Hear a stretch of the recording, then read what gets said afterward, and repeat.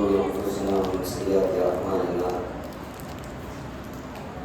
من يهده الله فلا مضل له ومن يضلله فلا هادي له وأشهد أن لا إله إلا الله وحده لا شريك له وأشهد أن محمدا عبده ورسوله أما بعد يا أيها الناس اتقوا ربكم الذي خلقكم من نفس واحدة وخلق منها زوجها وبث منهما رجالا كثيرا ونساء واتقوا الله الذي تساءلون به والأرحام إن الله كان عليكم رقيبا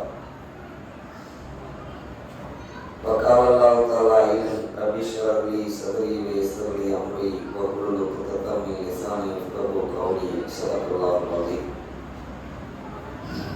وقال نبينا صلى الله عليه وسلم اللهم لا مانع لما أعطيت ولا معطي لما منعت ولا ينفع ذا الجد منك الجد. கண்ணியத்திற்குரிய எல்லாம் அல்லாஹ்வின் நல்லடியார்களே, அல்லாஹ்வுடைய மாபெரும் கிருபையினால் அல்லாஹ் நம் மீது விதியாக்கிய நோன்பை நிறைவேற்றியவர்களாகவும் நம்பிக்கை கொண்டு நன்மையை எதிர்பார்த்து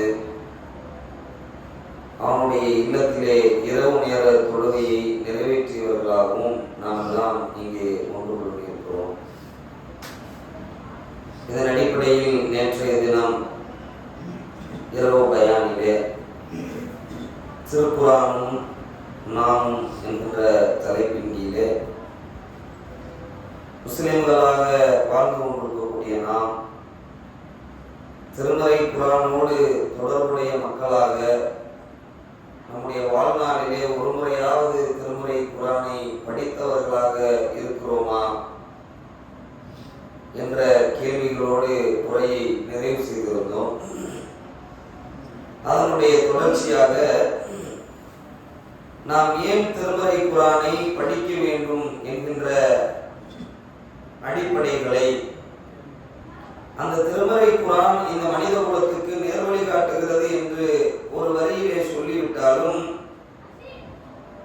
இன்னும் திருமறை குரான் ஆழமான என்னென்ன விஷயங்களை எல்லாம் இந்த மனித குலத்துக்கு மத்தியிலே முழுமையாக பதிய வைக்கிறது என்பதை விளங்கிக் கொள்கின்ற போது அந்த திருமறை குரானை படிக்க வேண்டும் என்கின்ற ஆர்வமும் ஈர்ப்பும் நமக்கு இயல்பாகவே ஏற்பட்டுவிடும்.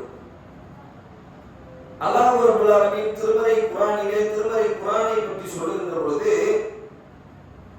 லவ் அன்ஸல்னா ஹாதல் குர்ஆன அலா ஜபல், இந்த குர்ஆனை நாம் மனிதர்களுடைய கைகளிலே கொடுக்காமல் ஒரு மலையின் மீது இறக்கி வைத்திருப்போமே ஆனால் லரைதஹு ஹாஷியம் முத்தசத்தியம் மின் ஹஷியத்தில்லாஹ், அல்லாஹ்வுடைய அச்சத்தால் பயந்து பணிந்து அந்த மலை சுக்குநூறாக நொறுங்கி போய்விடுவதை நீ பார்ப்பாய் அப்படின்னு அல்லாஹ் ரப்பல் ஆலமீன் நபி பெருமானார் ஸல்லல்லாஹு அலைஹி வஸல்லம் அவர்களிடத்துல ஒரு முக்கியமான ஒரு கருத்துரையை, முக்கியமான ஒரு ஸ்டேட்மெண்ட்டை அல்லாஹ் கொடுக்கிறார்.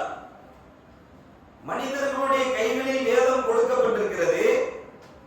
அந்த வேதம் மனிதர்களுக்கு நேர்வழி காட்டுவதற்காக கொடுக்கப்பட்டிருக்கிறது. அந்த நேர்வழி மிக தெளிவானதாக இருக்கிறது. ஆனால் மனிதர்கள் அதை ஒரு பொருட்டாகவே மதிக்காமல் இருக்கிறார்கள்.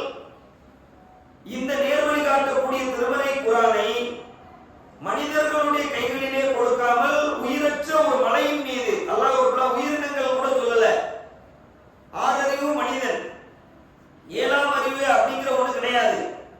அதிகபட்ச உச்சபட்ச உயர்ந்த அறிவு என்பது 6th சென்ஸ்ல உள்ள மனிதர்கள் தான். இந்த மனிதர்களை தாண்டி அறிவு படைத்தவர்கள் அப்படிங்கிற ஒரு கேட்டகரி அல்லாஹ் ரப்பல் ஆலமீன் இந்த உலகத்துல படைக்கவே இல்லை. ஆனால் இந்த ஆறறிவுக்கு கீழே இருக்கின்ற பலரை அல்லாஹ் ரப்பல் ஆலமீன் படைத்திருக்கிறார். பல உயிரினங்கள் இந்த உலகத்திலே இருக்கின்றன. 5 அறிவு ஜீவராசிகள் இருக்கின்றன, 4 அறிவு ஜீவராசிகள் இருக்கின்றன, 3 அறிவு ஜீவராசிகள் இருக்கின்றன, 2 அறிவு ஜீவராசிகள் இருக்கின்றன, ஒரே ஒரு அறிவு மாத்திரம் இருக்கின்ற ஜீவராசிகள் எல்லாம் இருக்கின்றன. அமீபான்னு சொல்றாங்கல்ல, அதெல்லாம் ஒரு அறிவு படைப்பினங்கள், ஒரு அறிவு தான் அதுக்கு. அந்த ஒத்த அறிவை கொண்டு அது இந்த உலகத்துல வாழ்ற காலத்துல என்னவெல்லாம் செய்ய முடியுமோ அதை மட்டும் என்ன செஞ்சு விடும், அது செய்து கொள்ளும். அப்படி அல்லாஹ் ஒரு படைத்திருக்கிறார். இப்படி ஒரு அறிவில் இருந்து 6 அறிவு வரை படைத்த இறைவன் அறிவே இல்லாத சில பொருட்களையும் படைத்திருக்கிறார். சூரியனுக்கு அறிவு இருக்குதா? சந்திரனுக்கு அறிவு இருக்குதா? கடலுக்கு அறிவு இருக்குதா? மலைக்கு அறிவு இருக்குதா அப்படின்னு கேட்டா இதுவெல்லாம் அறிவற்ற பொருட்கள், உயிரற்ற பொருட்களாக இருக்கின்ற அனைத்துமே அறிவற்ற பொருட்கள் அப்படின்னு நீங்க ஈஸியா விளங்கிக்கலாம். எதுக்கு உயிர் வாழ்வதற்கு உயிர் இருக்கிறதோ அதுவெல்லாம் அறிவுள்ள பொருட்கள். அறிவு இருந்தால் தானே அதை சாப்பிட முடியும், அறிவு இருந்தால் தானே அது தூங்க முடியும், அறிவு இருந்தால் தானே அதை இனப்பெருக்கம் செய்ய முடியும், அறிவு இருந்தால் தானே ஒரு உயிரினம் இன்னொரு உயிரினத்தோடு சண்டையிட முடியும், அறிவு இருந்தால் தானே ஒரு உயிரினம் இன்னொரு உயிரினத்திலிருந்து தன்னை காப்பாற்றிக் கொள்ள முடியும். மலை தன்னை காப்பாற்றிக் கொள்ள வேண்டும் என்பதற்காக ஒரு இடத்துல இன்னொரு இடத்துக்கு இடம்பெயர்ந்து போவா? பயங்கரமான புயல் அடிக்குது, பயங்கரமான மழை பெய்யுது அப்படிங்கிறக்காண்டி உலகத்தில் பூமியில் நட்டு வைக்கப்பட்டிருக்கின்ற மலைகள் எல்லாம் எந்த மலையை வேணாலும் எடுத்துக்கிடுங்க, பயங்கரமா உலகம் அழிகிற மாதிரி ஒரு சூழல் ஏற்படுது, புயல் அடிக்குது, காற்று அடிக்குது, கடுமையான மழை பொழிகிறது அப்படின்னு இமயமலை அங்கிருந்து கிளம்பி கோயம்புத்தூர்ல இருந்து பாதுகாப்பு தேடுவா? தேடாது. இமயமலை எங்கே அல்லாஹ் நட்டு வைத்தாலும் அங்கேயே தான் இருக்கும். மேற்கு தொடர்ச்சி மலை என்ன காரணத்துக்காவது வேற இடத்துக்கு இடம்பெயர்ந்து போகுமா? அது எங்கேயுமே போகாது, அங்கதான் இருக்கும். அல்லாஹ் ரப்பல் ஆலமீன் இந்த பூமியை படைத்த நாளிலே இந்த மலைகளை எந்த இடத்தில் நட்டு வைத்தாலோ அது அந்த இடத்தில் இருந்து எந்த ஒரு காலகட்டத்திலும் இடம்பெயர்ந்ததே கிடையாது. ஏன்னா அதுக்கு அறிவு கிடையாது, பாதுகாப்பு உணர்வு என்பது கிடையாது, வேறு விதமான சிந்தனையோ தேடுதலோ கிடையாது. இந்த மலையை அல்லாஹ் உதாரணம் காட்டி என்ன சொல்றாங்கன்னா, மனிதர்களாகிய உங்களிடத்தில் இந்த திருமறை குர்ஆனை கொடுக்காமல் நம்ம ஒரு மலையின் மீது கொண்டு போய் இந்த திருமறை குர்ஆனை இறக்கி வச்சிருந்தோம்னா அது என்ன பண்ணிருக்கோம்? அதுக்கு பயம்னு ஒண்ணு இல்ல, பாதுகாப்பு உணர்வுன்னு ஒண்ணு இல்ல, தேடல்னு ஒண்ணு இல்ல, பசின்னு ஒண்ணு இல்ல, இனப்பெருக்க உணர்வுன்னு ஒண்ணு இல்ல. ஆனால் கூட அல்லாஹ்வுடைய வசனம் என்று அல்லாஹ்வுடைய பயத்தால் பணிந்து பயந்து அந்த மலை சுக்குநூறாக நொறுங்கி போய்விடுவதை நீ பார்ப்பாய்னு சொல்லக்கூடிய அளவுக்கு ஒரு உயிரற்ற பொருள் அல்லாஹ்வுடைய வார்த்தைக்கு, அல்லாஹ்வுடைய வேதத்துக்கு மிகப்பெரிய முக்கியத்துவத்தை கொடுக்கும் என்று அல்லாஹ் திருமறை குர்ஆனிலே சொல்லிவிட்டு வதில்கல் அம்சாலு வலரிபுவா லின்னாஸில் அல்லம் யத்தஃபக்கரூன் இது போன்ற உதாரணங்களை சொல்லி, ஏன் இது மாதிரி உதாரணம் சொல்றாங்க அவங்களுக்கு நம்ம முதல்ல விளக்கணும்ல, அது ஒரு டம்மியான பொருள். அது பார்க்கிறதுக்கு என்ன பிரம்மாண்டமா இருக்குமே ஒழிய நீங்க பார்ப்பதற்கு பிரமித்து வியக்கக்கூடிய அளவில் இருக்குமே ஒழிய அதால் எந்த பயனும் இல்லை இந்த உலகத்துல. அப்படிதானே? ஏதாவது பயன் இருக்கா? இருக்கு.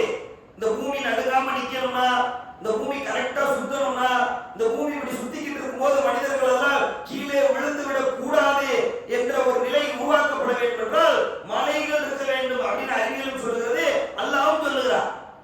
எதுக்கு தெரியுமா? மலைகளை பூமியில முளைகளாக நட்டு வைத்திருக்கிறோம், நீங்கள் எல்லாம் ஆட்டம் கண்டு விடக்கூடாது என்பதற்காக அந்த மலைகள் படைக்கப்பட்டிருக்கு சொல்றார். காரணங்களும் இருக்கு. அப்ப அல்லாஹ் சொல்லுகின்ற பொழுது ஒரு உயிரற்ற பொருள் கூட அல்லாஹ்வுடைய வார்த்தைக்கு வேத வசனங்களுக்கு பயந்து விடும் அப்படின்னு சொல்லும் போது நம்ம பயப்படக்கூடிய மனிதர்களா இருக்கிறவா? அல்லாஹ்வுடைய வசனம் சொல்லக்கூடிய அடிப்படையில் நம்முடைய வாழ்க்கையில அமைச்சிருக்கிறவா? அல்லாஹ்வுடைய வேதம் என்ன மாதிரி வழிகாட்டுகிறது என்கின்ற அடிப்படையை விளங்கி இருக்கிறமான்னு கேட்டா விளங்கி இருக்கல. அதுக்கு அல்லாஹ் மூசா நபியுடைய சமுதாயத்தை உதாரணம் காட்டுறான்.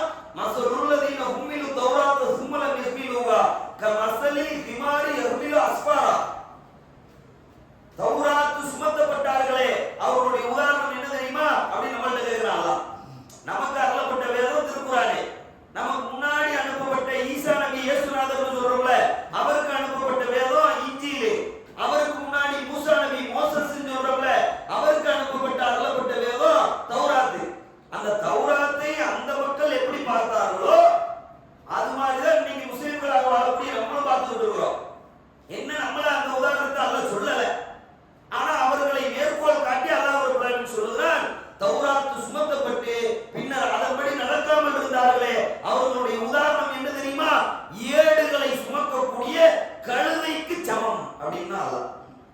வேதம் கையில இருக்கு, வேதம் கையில இருக்கா, அது தங்கத்தை விட பெருசு, விலை மதிப்பானது, மகத்துவம் மிக்கது, பரிசுத்தமானது, குற்றமுறைகள் அற்றது. இப்படி உள்ளதான வந்து வேரியபிள்னு சொல்லுவா. உலகத்துல மதிப்பு மிக்கதுன்னு எதை சொல்லுவா? இந்த கர்ச்சிப்பை மதிப்பு மிக்கதுன்னு சொல்லிடுவானா? இந்த பேப்பர் மதிப்பு மிக்கதுன்னு சொல்லிடுவானா? இல்லைன்னா வேற ஏதாவது அற்பமான பொருட்களை இந்த கால் மிதியடி இருக்குது இது உலகத்துல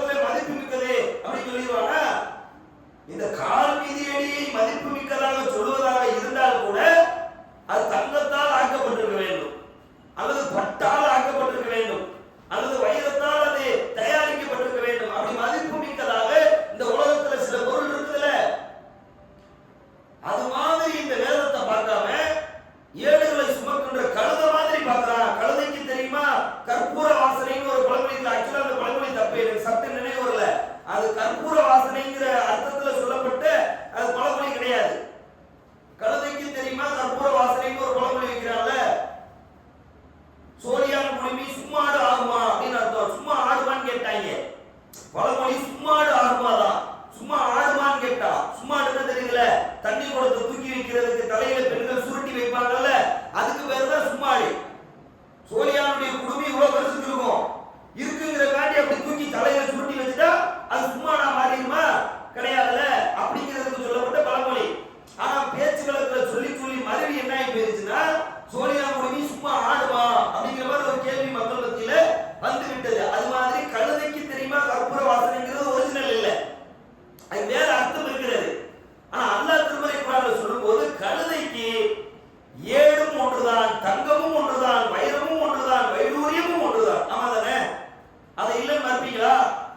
5 கிலோ தங்கத்தை தூக்கி கழுதை மேல வச்சுட்டா நம்ம எஜமான நம்முடைய முதுகுல தங்கத்தை வச்சு கூப்பிட்டு போறா அப்படின்னு ஜாலியா வருவாது, சிரிச்சுக்கிட்டே வருவாது, சந்தோஷமா வருவாது, மகிழ்ச்சியா வருவாது, மதிப்பு மிக்கதாக தன்னை கருதி கொண்டு வருவா?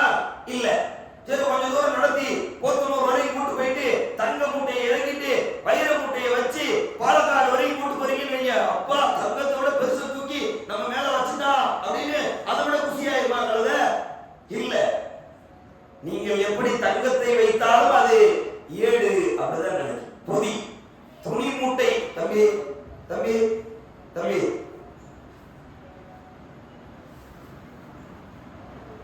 கீழே போ, தயவு செஞ்சு போ, கீழே போய் விளாடு.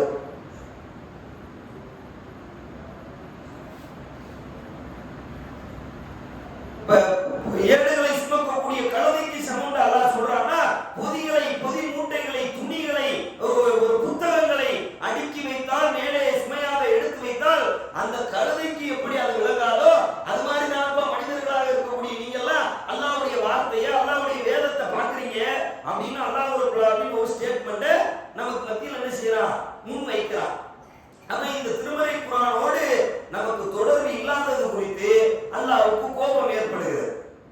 அல்லாஹ் வருத்தப்படுகிறான். அல்லாஹ்வுக்கு வருத்தம் கிடையாது, வழிகாட்டுகின்ற அவனுக்கு கோபம் இருக்குல்ல. எதுக்காண்டி உனக்கு கொடுத்துருக்கிறேன்? நீங்க உங்க பிள்ளைக்காண்டி சம்பாத்தியம் பண்ணி 5 லட்சம் ரூபாய் ஸ்கூல் ஃபீஸ் கட்டி பள்ளிக்கூடத்துல போய் படிக்க வைக்கிறீங்க, உங்க பிள்ளை படிக்கவே மாட்டேங்கிறான். உங்களுக்கு கோபம் இருக்குல்ல? உங்களுக்கு கோபம் இருந்தானே? நான் அறுபாடுபட்டு பொருளாதாரத்தை திரட்டி உன்னை படிக்க வச்சு உனக்கு தேவையானதெல்லாம் செஞ்சு கொடுத்தா நீ ஒழுங்கா பள்ளிக்கூடத்துக்கு போக மாட்டேங்கிற, ஒழுங்கா பள்ளிக்கூடத்துல போய் படிக்க மாட்டேங்கிற, பாசம் ஆக மாட்டேங்கிற அப்படிங்கிற ஒரு கோபம் எப்படி ஒரு தகப்பனுக்கு இருக்குமோ அதை போல அல்லாஹ் ரப்பல் ஆலமீன் உன்னை நல்வழிப்படுத்துவதற்காக, உனக்கு நேர்வழி காட்டுவதற்காக இந்த திருமறை குர்ஆனை உனக்கு நான் தந்தால் நீ என்னமோ கழுதை மாதிரி நடக்கிற அப்படின்னு அல்லாஹ் அவங்களை பார்த்து என்ன செய்யறான், கேட்கிறான். அப்ப இந்த திருமறை குர்ஆன் நாம் ஏன் படிக்க வேண்டும் என்றால், இது வெறுமனே இபாதத்துகளை, வணக்க வழிபாடுகளை, சட்ட திட்டங்களை நமக்கு மத்தியிலே சொல்லி தரவில்லை. அப்ப என்ன சொல்லி தருது? ஒரு மனிதன் எப்படி நிக்கணும், நடக்கணும், உட்காரணும், பேசணும், சிரிக்கணும், நோன்பு வைக்கணும், ஹஜ் செய்யணும், தொழுகணும், பெற்றோர்களிடத்துல எப்படி நடக்கணும், ஒழுக்கமா எப்படி இருக்கணும், பாவம் செய்யாம எப்படி இருக்கணும், மது அருந்தாம எப்படி இருக்கணும், விபச்சாரத்தின் அருகில் கூட போகாம எப்படி இருக்கணும், இப்படிங்கிற சட்ட திட்டத்தை மட்டுமா திருமறை குர்ஆன் சொல்லுது? இது மாதிரி சட்ட திட்டங்களை மட்டும் திருமறை குர்ஆன் சொல்லியிருந்தா கூட கொஞ்சம் டஃப் அப்படின்னு சொல்லலாம் நம்ம. ஏன்னா எப்ப பார்த்தாலும் இப்படி நட, இப்படி நில்லு, பிள்ளைங்களை எந்நேரம் கண்டிச்சுக்கிட்டு இருந்தா என்ன ஆயிரும்? பிள்ளை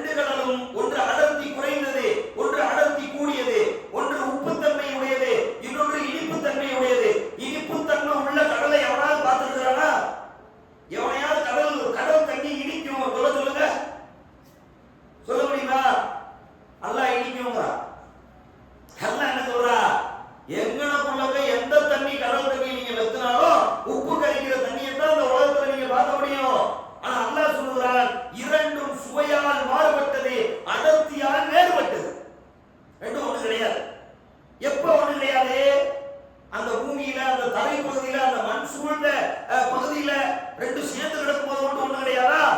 அப்படி இல்ல. நீ இதுல கொஞ்சம் அள்ளி கோயம்புத்தூர் கொண்டு வந்துரு, இதுல கொஞ்சம் அள்ளி சிவராஜி கொண்டு போயிரு, இதுல கொஞ்சம் அள்ளி சென்னைக்கு போயிரு. அங்க வச்சு ஒரு வாட்டர் கேன்ல நீ ஊத்துனா கூட இந்த தண்ணி அந்த தண்ணீரோடு கலக்காது, அந்த தண்ணி இந்த தண்ணீரோடு கலக்காது. எக்ஸ்பெரிமெண்ட் பண்ணி பாக்குறியா பாரு அப்படிங்கிறாங்க. சொல்லிட்டு அந்த ஸ்டேட்மெண்ட்டை கொடுத்துட்டு சிந்திக்கின்ற சமுதாயத்துக்கு என்ன இருக்கிறது, இதிலே பல சான்றுகள் இருக்கிறது அப்படின்னு ஒவ்வொரு விஷயத்தையும் முடிக்கிறாங்கல்ல. அது மாதிரி அல்லாஹ் பல வரலாறுகளை, பல நபிமார்களுடைய வரலாறுகளை, பல மனித சமூகம் அழிக்கப்பட்ட வரலாறுகளை அல்லாஹ் சொல்லிவிட்டு சிந்திக்கின்ற சமுதாயத்திற்கு இதிலே சான்று இருக்கிறது அப்படின்னு சொல்லுதான். அப்ப அந்த வரலாறுகள் எல்லாம் நமக்கான படிப்பினைகள், அதுக்காக படிக்கணும். இதுக்கு முன்னாடி வாழ்ந்த சமுதாயம் எப்படி வாழ்ந்திருக்கு, அல்லாஹ் நமக்கு எப்படிப்பட்ட அருட்டைகளை எல்லாம் தந்திருக்கிறா. இன்னைக்கு கரண்ட் போயிடுச்சு நோம்பு இருக்கிற டயத்துல. நான் அனிவா பையன் கூட கேட்டேன், நோம்பு இருக்கிற டயத்துல உட்காந்து பேசிட்டு இருப்போம். அனிவா பையன் நான் சொல்றேன், 1400 வருஷத்தை விடுங்க, உலகம் படைக்கப்பட்ட காலத்துல இருந்து தாமஸ் ஆல்வா எடிசன் வர்ற வரைக்கும் இந்த வெளிச்சம் இல்லையே, இல்ல தானே? ஒரு 25 நிமிஷம் தான் மொத்தத்துக்கே கரண்ட் போச்சு. நான் இங்கிருந்து வீட்டுல இருந்து கிளம்பி வந்தேன் 5:40 5:45 அந்நேரம் கரண்ட் போச்சு. 6:20 25 என்ன செஞ்சிருச்சு, கரண்ட் வந்துருச்சு. பாம்பு சொல்லி 2 நிமிஷத்துல வந்துருச்சு தானே. பாம்பு சொல்லும் போது இல்ல 6:32க்கு கரண்ட் வந்துருச்சு. ஒரு 40 நிமிஷம் கரண்ட் இல்லாம இருந்தது. நமக்கு என்னவா இருக்கு, நல்ல பாதுகாப்பான இடத்துல தான் உட்கார்ந்து இருக்கிறோம், செட்டு போட்டு தான் உட்கார்ந்து இருக்கிறோம். ஒரு மனித குலம் படைக்கப்பட்ட நாள் முதல் ஆதம் நபி காலத்துல இருந்து தாமஸ் ஆல்வா எடிசன் இந்த கரண்ட கண்டுபிடிக்கிற வரைக்கும் இருட்டிலே வாழ்ந்துருக்கான் பாருங்களேன். எல்லா நேரமும் அப்படிதானே, எல்லா காலத்திலையும் அப்படிதானே. பாலைவனத்துல வாழ்ந்தவனா இருக்கட்டும், காட்டுல வாழ்ந்தவனா இருக்கட்டும், மலையில வாழ்ந்தவனா இருக்கட்டும், புகையில வாழ்ந்தவனா இருக்கட்டும், வீடுகளை கட்டி வாழ்ந்த மூசா நபியினுடைய சமுதாயமா இருக்கட்டும், கடலுடைய மேற்பரப்புல வாழ்ந்தவனா இருக்கட்டும், எவனுக்காச்சும் கரண்ட் இருந்துச்சா? துருவ பிரதேசம் தெரியுமா உங்களுக்கு? 6 மாசம் இரவு 6 மாசம் பகல். நமக்கு மாதிரி டெய்லி சூரியன் காலையில உதிச்சு சாயங்காலம் வரையில அப்படி இருக்காது. நார்வேன்னு சொல்லுவோம். இந்த உலகத்துல நார்வேன்னு சொல்லி ஒரு பகுதி இருக்கு, அது துருவ பிரதேசம். இஸ்கிமோக்கள் வருவாங்க, மீன் மட்டும் தான் சாப்பாடு, பனிக்கட்டியா இருக்கும். கடல் தான் தண்ணி தான், கடல் தண்ணியா இருக்காது, பனிக்கட்டியா இருக்கும். கடல்ல நடந்து போலாம், பனிக்கட்டியா இருக்கும், நல்லா உறைஞ்சு போய் இருக்கும். அது எப்படாலும் ஒரு டப்பு விட்டுரும்.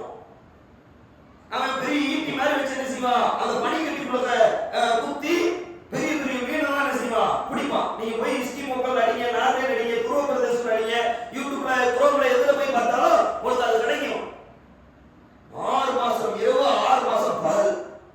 இன்னைக்கு வெளிச்சம் இருக்கு, நீ கரண்ட் கண்டுபிடிக்கப்பட்டுருச்சு, அவன் என்னத்தையோ பார்த்து ஓட்டிடுவான் பொழுது. இதுக்கு முன்னாடி ஒரு சமுதாயம் நார்வேல வாழ்ந்திருப்பானே, இதுக்கு முன்னாடி ஒரு சமுதாயம் துருவ பிரதேசத்துல வாழ்ந்திருப்பானே, அவன் 6 மாத காலம் வெளிச்சத்தை பார்க்க முடியாமல் வாழ்ந்திருந்தால் எப்படியான ஒரு வாழ்க்கையை வாழ்ந்திருப்பான். கஷ்டம் தானே அது, எவ்வளவு பெரிய கஷ்டம், நம்ம கஷ்டமான ஒரு நாட்டு தானே. அப்ப நம்ம இந்த இதுல இருந்து என்ன விளங்கணும்னு கேட்டா, இந்த உலகத்துல வாழ்ந்த மக்கள் எண்ணற்ற அறுப்படைகளை பெற்றிருப்பதை போல இதற்கு முன்பு வாழ்ந்த மக்கள் எல்லாம் எந்த அறுப்படைகளையும் பெற்றிருக்கவில்லை என்பது உட்பட அனைத்து வரலாறுகளையும் அல்லாஹ் திருமறை குர்ஆனிலே பேசிக் கொண்டு வருகிறான். அதுல இந்த ஒரே ஒரு வரலாறு மட்டும் நான் உங்களுக்கு ஒரு 20 நிமிஷத்துல உங்களுக்கு முன்வைக்கிறேன். ஏன் இந்த வரலாறு நம்ம இந்த திருக்குர்ஆன் வரலாறுல, திருக்குர்ஆனும் நாமுங்கிற தலைப்புல இந்த வரலாறு மட்டும் ஏன் செலக்ட் பண்ணியிருக்கோம் அப்படின்னா, நிறைய வரலாறுகள் இருக்கிறது, எல்லாமே படிப்பினை தரக்கூடிய வரலாறுகள் தான். இந்த வரலாறுகள் ஏன் செலக்ட் பண்ணியிருக்கோம் அப்படின்னா, அல்லாஹ் இந்த சமுதாய மக்களை தான் ஒட்டுமொத்த உலக மாந்தர்கள் அத்துணை பேருக்கும் இப்படி இருந்திருக்க கூடாதா அப்படின்னு கேட்கிறது இந்த சமுதாயத்துக்கு மட்டும்தான். எத்தனையோ சமுதாயத்தை அல்லாஹ் அழிச்சிருக்கிறான்.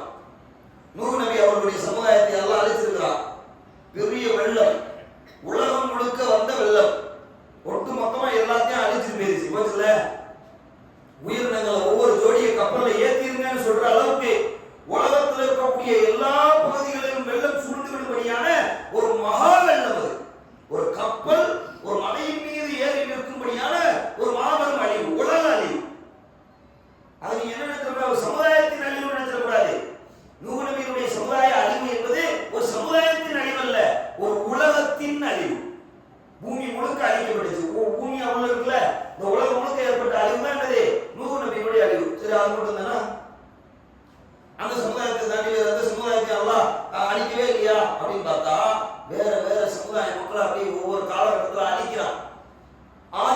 சமுதாயத்தை அழித்திருக்கிறான். பயங்கரமான சப்தம், சப்தத்துல உயிர் போயிருக்கிறது உங்களுக்கு தெரியுமா? அந்த அறிவியல் தெரியுமா? ஒரு டெசிபிளுக்கு மேல நம்ம காதால என்ன செய்ய முடியாது, சப்தத்தை கேட்க முடியாது, உயிர் போயிடும். நம்ம உயிருக்கு நிறைய அளவுகள் வச்சிருக்கிறோம். இந்த மைக்க நல்லா நமக்குள்ள பழையாசுக்குள்ள உட்கார்ந்து இருக்கிற யாருமே கேட்க முடியாத அளவுக்கு சவுண்ட ஹைப்பரா கூட்டி வச்சு எல்லா கதவையும் கூட்டிட்டோம்னு வைங்க, அடிக்கிற அடியில டம் டும்னு ஹார்ட் பீட்லாம் நின்று அப்படி செத்துரும். நாளைக்கு சூரிய பொருளும் அப்படிதான். ஒரே ஒரு சத்தம் தான், அனைவரும் மண்ணறையிலிருந்து விரைந்து அல்லாஹ்வுடைய சன்னிதானத்துக்கு வந்து விடுவார்கள். மனுஷர்கள் திடீர் ஒரு சத்தம் பயங்கரமா டம்முன்னு கேட்கும். டம்முன்னு தான் கேட்கும் தெரியல, நான் வார்த்தையில சொல்றேன். ஒரு சத்தம் பயங்கரமா கேட்கும்ல, கேட்ட மாதிரி இருக்கும். எல்லாரும் செத்துருவான், டப்பு மனுஷர்கள் நிற்போம், எல்லாரும் நிர்வாணமா முன்னாடி நிற்போம். இது மாதிரி ஒரு சமுதாயத்தை உலகத்தில் அழிச்சிருக்கான். ஆது என்று சொல்லப்படக்கூடிய சமுதாயத்தை, ஹூத் நபி அவர்களுடைய சமுதாயத்தை அல்லாஹ் அழித்திருக்கிறார். சமூத் என்ற சமுதாயத்தை அழித்திருக்கிறார். மலக்கு காற்றை அனுப்பி அழித்திருக்கிறார். மலக்கு காற்றுனா உங்களுக்கு விளங்குதா? ஆக்சிஜனை எடுக்கிற காத்து அடிக்குதுல, இந்த காத்துல ஆக்சிஜன் இருக்கு. ஆக்சிஜன் இருந்தாதான் உயிர் வாழ முடியும். இந்த ஆக்சிஜனை காத்துல இருந்து எடுத்துட்டா எவ்வளவு பெரிய காத்து வீசினாலும் நீ உயிர் வாழ முடியாது, மூச்சு திணறல் வந்துடும். 7 இரவுகளும் 8 பகல்களும் அந்த காற்று அந்த சமுதாய மக்களிடத்தில் வீசி அடித்தது அப்படின்னு அந்த சமுதாயத்தை அழிச்ச வரலாறு அல்லாஹ் சொல்லுகிறார். லூத் என்ற ஒரு சமுதாயம் ஓரின சேர்க்கையில ஈடுபட்டுக் கொண்டிருந்த மகா டூழியத்திற்குரிய சமுதாயம். அல்லாஹ் அந்த சமுதாயத்தை பற்றி சொல்லும்போது என்ன சொல்றா, இன்னையிலிருந்து 7000 ஆண்டுகளுக்கு முன்னாடி வாழ்ந்தவன் அவன் ஆதம் நபி மாதிரி, நூஹ் நபி மாதிரி கோடி மில்லியன் கோடி ஆண்டுகளுக்கு முன்னாடி வாழ்ந்தவனா இல்ல. இன்னையிலிருந்து எண்ணி சொல்ற 7000 ஆண்டுகளுக்கு முன்னாடி வாழ்ந்தவன். இப்ராஹிம் நபியினுடைய காலமும் லூத் நபியினுடைய காலமும் ஒன்று. லூத் நபியாக இருக்கின்ற பொழுது இப்ராஹிம் நபியாக இருந்தார். இப்ராஹிம் நபியாக இருக்கின்ற பொழுது லூத் வேறு பகுதிக்கு நபியாக இருந்தார். இருவரும் ஒருவரை ஒருவர் சந்தித்துக் கொண்டிருக்கிறார்கள். இப்படி எல்லாம் திருமறை குர்ஆனே என்ன செய்யுது, பேசுது. அப்ப இப்ராஹிம் நபியினுடைய காலம் என்ன அப்படின்னா, இன்றிலிருந்து 6000 அல்லது 7000 ஆண்டுகளுக்கு முன்னால் இப்ராஹிம் நபியுடைய காலம். அந்த காலம் தான் லூத் நபியினுடைய காலம். அவன் என்ன பண்றான், ஆணும் புணர்வது. அவங்களுக்கு ஆணும் தப்பு பண்றது, தாம்பத்திய சுகத்தை அனுபவிப்பது. பெண்ணும் தாம்பத்திய சுகத்தை அனுபவிப்பது, ஓரின சேர்க்கை அப்படின்னு சொல்லுவாங்க. அந்த ஓரின சேர்க்கையை இந்த சமுதாயம் செஞ்சதுனால அல்லாஹ்வுக்கு பயங்கரமா கோபம் வருது. அந்த சமுதாயத்தை அல்லாஹ் அழிக்கிறான். அப்ப என்ன ஸ்டேட்மெண்ட் கொடுக்குறாங்கன்னா, இதற்கு முன்பு இந்த உலகத்தில் யாருமே இப்படி ஒரு காரியத்தை செய்ததே இல்லை. அதாவது அவங்களுக்கு எத்தனையோ பேர் என்னென்னமோ பாவம் பண்ணா, கொலை பண்ணா, துன்புறுத்தினா, பெண்கள் மேல ரொம்ப பெரிய மோகம் கொண்டிருந்தா, இறக்கமே இல்லாம நடந்தா, அல்லாஹ்வை வணங்க மாட்டேன்னா, அளவு நிர்மையில மோசடி பண்ணா, தூதர்களை அடிச்சான், கொலை பண்ணா, என்னென்னமோ பண்ணா. ஆனா இவன் பண்ணால, ஆணும் பெண்ணும் இயற்கைக்கு மாற்றமான ஒரு உணர்வு. இந்த பாவத்தை உலகத்துல எவ்வளவுமே பண்ணல, அவன் தான் பண்ணான் அப்படிங்கிற ஒரு ஸ்டேட்மெண்ட் லூத் நபியுடைய சமுதாயத்தை பத்தி சொல்லிட்டு, அந்த சமுதாயத்தை நம்ம அழிச்சோம், கீழ்ப்பகுதியை மேல் பகுதியாக மாற்றிவிட்டோம், மேல் பகுதியை கீழ்ப்பகுதியாக மாற்றிவிட்டோம் அப்படின்னா அல்லாஹ் தலைகீழ தூக்கி புரட்டிட்டானா பூமியை. அவன் வாழ்ந்துட்டு இருந்த பகுதியை கற்பனை பண்ண முடியாது. கண்ணை பத்தி கற்பனை பண்ணுங்க, ஒரு 2 நிமிஷம் உங்களுக்கு டைம் கொடுத்து கண்ணை பத்தி கீழ்ப்பகுதியை மேல் பகுதியாக, மேல் பகுதியை கீழ்ப்பகுதியாக கற்பனை பண்ண முடியுமா? கற்பனைகள் வராது. ஒரு பில்டிங்கை கற்பனை பண்ணிடலாம். ஒரு போன் கட்சிக்கு முன்பக்கம் இருக்கு, பின்பக்கம் இருக்கா, இதை கவுத்தி பார்த்துடலாம். இதுக்கு முன்பக்கம் பின்பக்கம் இருக்கா, இதை கவுத்தி பார்த்துடலாம். ஒரு போனுக்கு முன்பக்கம் பின்பக்கம் இருக்கா, இதை கவுத்தி பார்த்துடலாம். ஒரு பூமியினுடைய பின்பக்கம் உன் கற்பனைக்கு வருமா? கற்பனைக்கு வராது. கீழ்ப்பகுதியை மேல் பகுதியாக ஆக்கினோம், மேல் பகுதியை கீழ்ப்பகுதியாக ஆக்கினோம் அப்படின்னு என்ன செய்யறான் அல்லாஹ் ரப்பல் ஆலமீன். இதெல்லாம் இன்ட்ரெஸ்டா இருக்குல்ல கேட்கல. இப்ப நம்ம கேட்கும் போது எப்படி இருக்குன்னா, இப்படி என்னதான் பண்ணியிருக்கிறான் அல்லாஹ் அப்படின்னு நமக்கு ஒரு ஈர்ப்பு ஏற்படுதுல. இது படி ஈர்ப்பு மாத்திரம் ஏற்படாது, உன்னுடைய உள்ளங்கள் எல்லாம் நீ சரியான சிந்தனை உடையவனாக இருந்தால் அப்படி நடுங்கும். அல்லாஹ் சொல்றானே, மூமின்கள் எப்படிப்பட்டவர்கள் என்றால் அவர்களுக்கு அல்லாஹ்வுடைய பெயர் கேட்டால் நடுங்குவார்கள். நம்ம டெய்லி கேட்கிறோம்ல அல்லாஹ் பேரை, கேட்கிறோம்ல, தொழுகையில கேட்கிறோம்ல, பாங்க்ல கேட்கிறோம்ல, பயான்ல 10 தடவை கேட்கிறோம்ல. நடந்துச்சு, நடந்துச்சா தம்பி? நடந்துச்சா? நடக்குமா? மாட்டேங்குது. ஆனா அல்லாஹ் சொல்றான் நடுங்குன்னு. எப்ப நடுங்கும்? அவன் செய்த அந்த வேலைகளை பார்க்கின்ற பொழுது, அவனுடைய ஆற்றலை நீங்கள் கற்பனைக்கு எட்டாத உயரத்தில் வைத்து சிந்திக்கின்ற பொழுது, அல்லாஹ்ங்கிற பேரை கேட்டா பயம் வராது. அது ஒரு பேரு. ஆனால் அந்த அல்லாஹ்வுக்குள்ளே இருக்கிற ஒரு ஆற்றல், அந்த பேர் ஆற்றல், மகாசக்தி, சூப்பர் பவர், அந்த பவரை நீங்க திங்க் பண்ணும்போது உங்களுக்கே தெரியாம உள்ள நடக்கும். இந்த சமுதாயத்தை இப்படி அழிச்சிருக்கிறா, அந்த சமுதாயத்தை இப்படி அழிச்சிருக்கிறா, அந்த சமுதாயத்தை அப்படி பண்ணி இருக்கிறா அப்படிங்கிற ஒரு சில தகவல்கள் நமக்கு கிடைக்கின்ற பொழுது, படிக்கின்ற பொழுது, அதனை நம்ம ஆழ்ந்து உள்ளே நுழைகின்ற பொழுது நம்மை அறியாமல் நம்முடைய உள்ளம் பயத்தால் நடுநடுங்கி விடும். அதுதான் உடனே சஜிதாவில் விழுவாங்க அல்லாஹ். பயான் பண்ணிட்டு உடனே சஜிதாவில் விழுவீங்களா?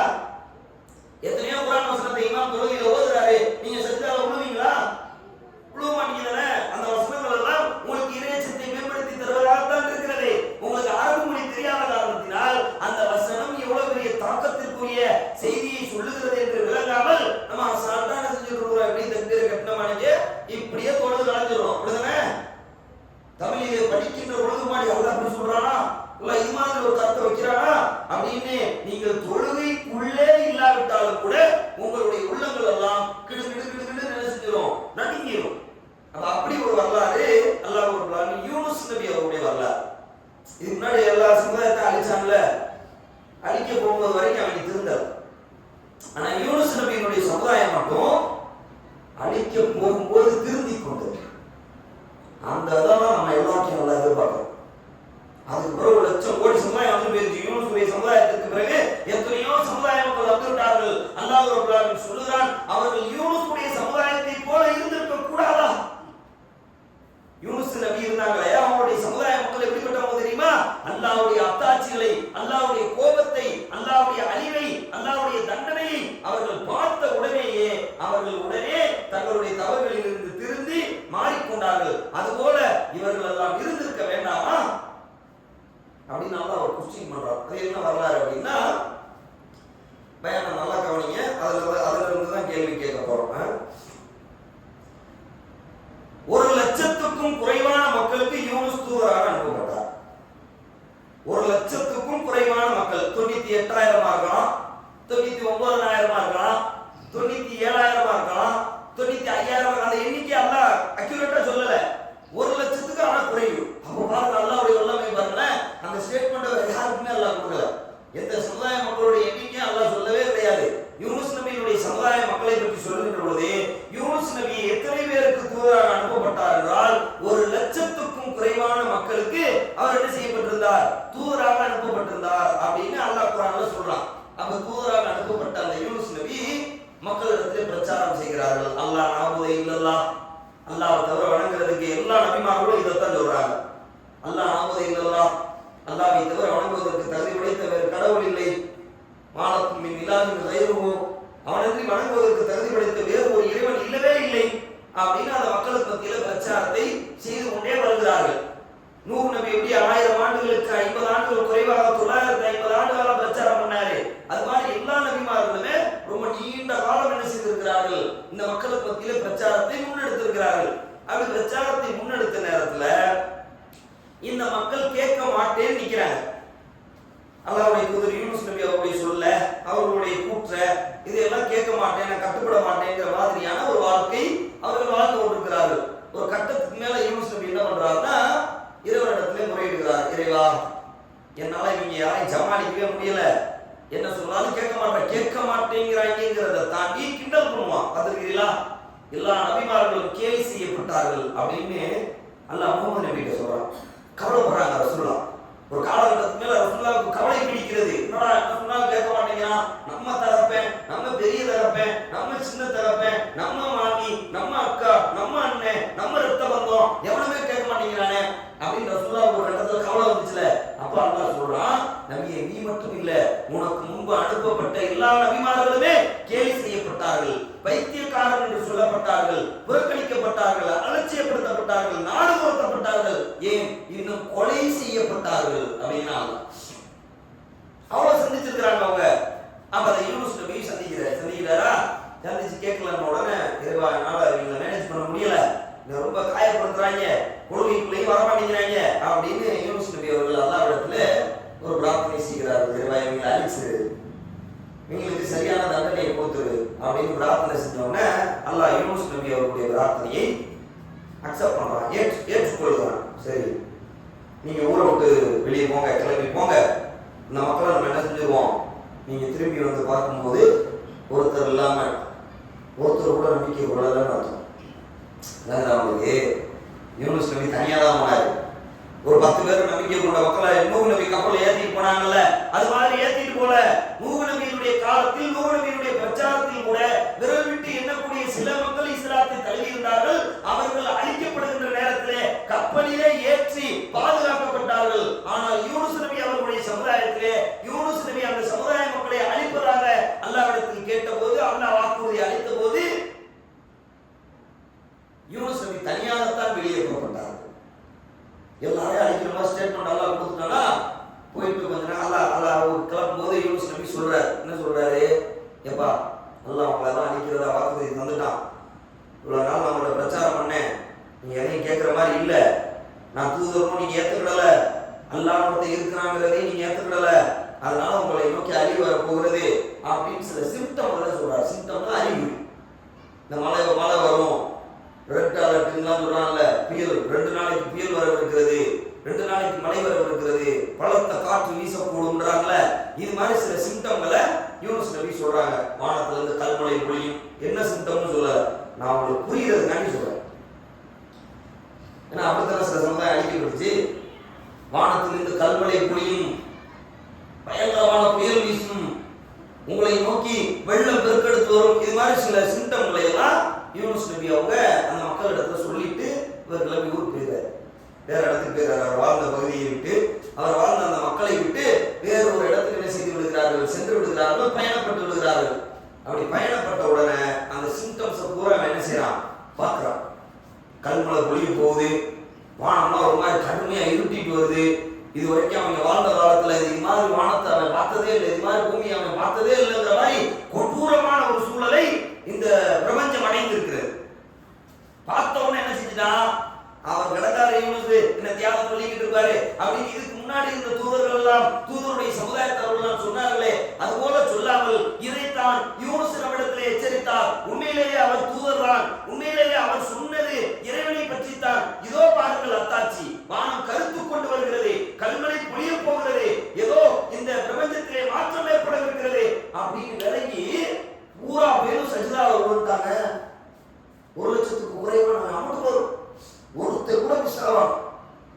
யூனுஸ் நபியுடைய சமுதாயத்துல ஒருத்தர் மிஸ் ஆவாம என்ன பண்ணிட்டாங்க, 50 பேர் சஜிதாவை விழுந்து அஷ்ஹது அல்லா இலாஹ இல்லல்லாஹ் வ அஷ்ஹது அன்ன முஹம்மதன் அப்துஹு ரசூலுஹு இல்ல, ரசூலுல்லாஹ் தான். அப்படி அவங்க காலத்துல தூதரா யூனுஸ் தானே, யூனுஸ்னு எடுத்துட்டாங்க. யூனுஸ் தூதரா ஏத்துக்கிட்டு அல்லாஹ் தவிர கடவுள் இல்லைன்னு அல்லாஹ்வை ஏத்துக்கிட்ட உடனே தூதருக்கு ஒரு வாக்குறுதி கொடுத்தாங்க அல்லாஹ். அந்த வாக்குறுதி அப்படின்னு ஆகிட்டாங்க. இதெல்லாம் நீங்க கவனிக்கணும். தூதரா சாமானிய மனிதனா, அல்லாஹ் யாருக்கு வெயிட் கொடுத்திருக்கான், சாமானிய மனிதனுக்கு வெயிட் கொடுத்திருக்கான். தூதருக்கு தரப்பட்ட வாக்குறுதி இங்கே நீக்கப்படுகிறது.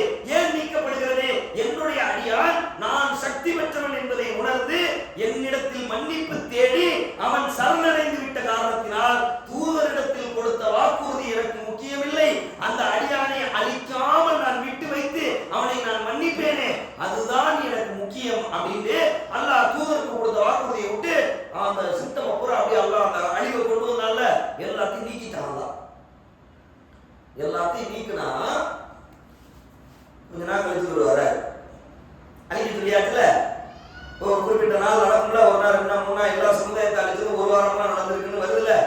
கொஞ்ச நாள் கழிச்சு யூனுஸ் நபி வர்றாரு. அந்த பகுதி வந்து பார்த்தா எல்லாம் அழிஞ்சு தரமட்டமா கிடப்பாங்கிற எக்ஸ்பெக்டேஷனோட எதிர்பார்ப்போட வர்றாங்கல்ல. அப்படி அந்த எதிர்பார்ப்போடு அந்த எக்ஸ்பெக்டேஷனோடு அவர்கள் வருகின்ற பொழுது இவர்கள் எல்லாம் விழா கொண்டாடியதை போல, திருவிழா கோலத்தை போல, பெருநாளை போல மகிழ்ச்சியாக கொண்டாடி கொண்டிருக்கிறார்கள். அவங்களுக்கு ரொம்ப பயங்கரமா ஜாலியா இருக்கிறாங்க. என்னடா அல்லாஹ்வுடைய அத்தாட்சியை காட்டிருக்காங்களா, காட்டுவான்னு சொல்லிட்டு போனவே, அல்லாஹ் நமக்கு வாக்குறுதி தந்தானே, இவங்க அழிக்கப்படல, அப்ப நம்ம பிடிக்க மாதிரி ஆயிட்டமே. அவர் பார்க்கும்போது என்ன நினைச்சிருக்கோம்,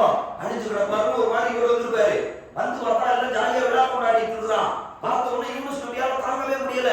நம்ம என்னதான் சொல்லிட்டு போனோம், பயம் காட்டணும், இத்தனை வருஷமா நம்ம பிரச்சாரம் பண்ணோம், நம்மள பொய்யன்னு சொன்னா, நம்மள பைத்தியக்காரன்னு சொன்னா, நம்மள மூடன்னு சொன்னா, இது எல்லாத்தையும் சொல்லிக்கிட்டு இருந்த இன்னைக்கு நான் சொன்னது நடக்காட்டினா அதான உண்மை, பைத்தியங்கிறதான உண்மையாயிரும், பொய்யின் தானே ஆயிரும். அப்படின்னு இவருக்கு என்ன ஆகுது, ஒரு மாதிரி ஆன்சைட்டியாவது, பதட்டமாகுதா, என்னடா இது இப்படி ஆயிடுச்சு அப்படிங்கிற மாதிரியான ஒரு நிலையில் யூனுஸ் நபி அவர்கள் அல்லாஹ்விடத்துல இறைவா என்ன நடந்துச்சு அப்படின்னு கேட்காம டக்குன்னு என்ன பண்றாரு, போச்சுட்டு போறாரு. யார்கிட்ட? இறைவனிடத்திலே. இங்கே 2 பாடம் நடத்தப்படுகிறது. ஒன்று என்னவென்றால், இந்த யூனுஸுடைய சமுதாயத்தை போல் நீங்கள் இருக்க வேண்டும் என்ற பாடம் நடத்தப்படுகிறது. இன்னொன்று நடத்தப்படுகிறது, இந்த யூனுஸ் நபியை போல் நீங்கள் யாரும் இருக்கக்கூடாது என்று நடத்தப்படுகிறது. அவங்களுக்கு எங்க கொண்டு போயிட்டாங்க தகுதி. கேட்குமா? கேட்காது. சரி, இது தொடர்ச்சி நான் நாளைக்கு தான் பேச போறேன். அதுக்கடுத்து யூனுஸ் நபியினுடைய விஷயம் என்னங்கிறத, அவர் கோவிச்ச பிறகு என்ன நடந்துச்சு, அதில் உள்ள சயின்ஸ் என்ன, பின்னர் அவர் எப்படி ரெக்கவர் ஆனாருங்கிறதெல்லாம் நாளைக்கு தான் பேச போகிறேன். அப்போ அவர் கோபித்து கொண்டு என்ன செய்திருந்தார், சென்றிருந்தார். அப்போ இந்த வரலாறுகள் எல்லாம் நமக்கு என்னவாக நமக்கு தெரிகிறது என்றால், இந்த வரலாறுகளின் மூலமாக அல்லாஹ் நம்மை அச்சமூட்டி எச்சரிக்கை செய்கிறான். அப்படி அச்சமூட்டி எச்சரிக்கை செய்வதன் மூலமாக வெறுமனே தொழுகிறது, நோன்பு வைக்கிறது, ஹஜ் செய்கிறது, இபாதத் பண்றதுங்கிற நிலைகளை எல்லாம் விட்டு தூரமாகி அல்லாவை மிக சரியாக புரிவதற்கான இடமே எங்கதான் இருக்குது, இந்த வரலாறுகளில் தான் இருக்கிறது. அதுதானே பயம் காட்டுது, அதுதானே நம்மளை மிரள வைக்குது, அதுதானே நம்மளை பயங்கரமா சிந்திக்க வைக்குது. தொழுவு அப்படிங்கிற சிந்திக்கவா வைக்குது, நோம்புங்கிற சிந்திக்கவா வைக்குது, ஹஜ்ஜுக்கு போங்கிறது சிந்திக்கவா வைக்குது. சிந்திக்க வைக்கின்ற விஷயங்கள் எல்லாம் வேற. அது இந்த திருமறை குர்ஆன்ல இருக்கு. அதை நீ படி. அதை நீ படிச்சுட்டா உனக்கு யாரும் கட்டளையிட தேவையில்லை. நீ ஆட்டோமேட்டிக்கா தொழுவு வந்துருவ, ஆட்டோமேட்டிக்கா நோன்பு வச்சிருவ, ஆட்டோமேட்டிக்கா இறைவனை பயந்துருவ, ஆட்டோமேட்டிக்கா ஒழுக்கமா நடப்ப, ஆட்டோமேட்டிக்கா உன்னுடைய வாழ்க்கையில் உள்ள எல்லாத்தையும் நேர்த்தி பண்ணிடுவ. அப்படிங்கிறதுக்காகத்தான் அல்லாஹ் என்ன செய்கிறான், திருமறை குர்ஆனோடு தொடர்பு ஏற்படுத்திக் கொள்ள சொல்லுகிறான் என்பதை கவனத்தில் கொண்டு அதன்படி வாழ்ந்து மரணிக்கின்ற நன்மக்களாக அல்லாஹ் உங்களையும் என்னையும் உங்கள் குடும்பத்தையும் என் குடும்பத்தையும் ஆக்க வேண்டும். இதனுடைய தொடர்ச்சியை இன்ஷா அல்லாஹ் நாளைய உரையின் வாயிலாக நாம் அறிந்து கொள்வோம் என்று சொல்லி என்னுடைய உரைக்கு திரையிடுகிறேன். வாகிருதவானா அல்ஹம்துலில்லாஹி ரப்பில் ஆலமீன்.